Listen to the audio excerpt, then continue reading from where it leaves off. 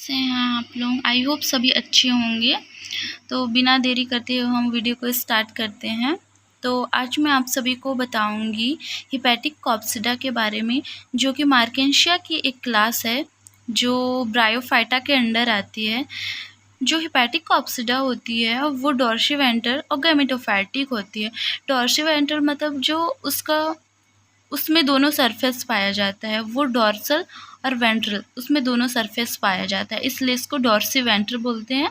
और ये गैमेटोफाइटिक होता है, मतलब ये हैप्लॉइड होता है। जो हेपेटिक कॉप्सिडा होता है वो थैलोइड होता है, मतलब इसे लीव, स्टेम और रूट में डिफ्रेंशिएट नहीं किया जा सकता है।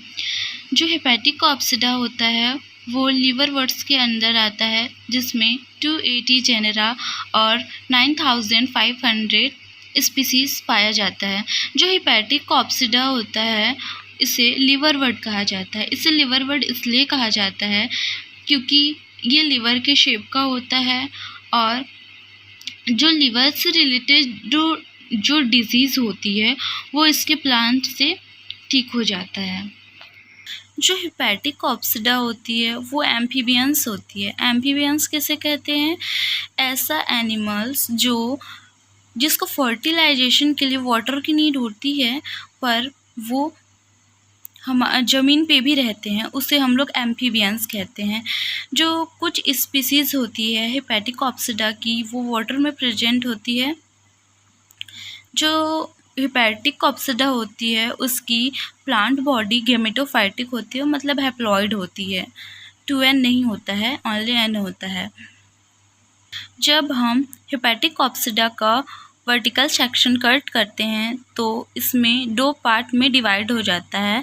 जो अपर पार्ट होता है उसे फोटोसिंथेटिक रीजन कहते हैं, जिसमें फोटोसिंथेटिक होता है। और जो लोअर पार्ट होता है वो स्टोरेज रीजन होता है, जो फूड को स्टोर करता है। इसका जो स्पोरोफाइट होता है वो फूड, सिटा और कैप्सूल में डिवाइड होता है। जो कैप्सूल होता है उसमें लिमिटेड ग्रोथ होता है, लेकिन जो एंथोसिरोस होता है उसमें अनलिमिटेड ग्रोथ होता है।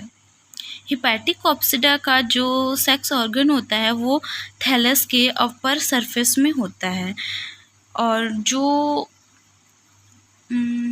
स्पोरोजिनस टिश्यू का डेवलपमेंट एंडोशियम में होता है। कैप्सूल में जो कैल्यूमेला होता है वो एब्सेंट होता है। स्पोरोजिनस टिश्यू में क्लोरोप्लास्ट और स्टोमेटा एब्सेंट होता है। क्लोरोप्लास्ट एक पिगमेंट होता है जिसकी वजह से प्लांट में फोटोसिंथेसिस होता है। स्पोरोजिनस टिश्यू में यूनिसेलुलर इलेटर्स का फॉर्मेशन होता है। जो स्पोरोजिनस टिश्यू है वो सेक्सुअल रिप्रोडक्शन का ही एक पार्ट है। Thank you. आपको वीडियो कैसे लगा प्लीज़ कमेंट में बताइएगा। अगर मुझसे कुछ मिस्टेक हो जाता है तो उसको भी कमेंट करिएगा, और मैं किस टॉपिक पर वीडियो बनाऊं उसको बताइएगा। Thank you, bye bye.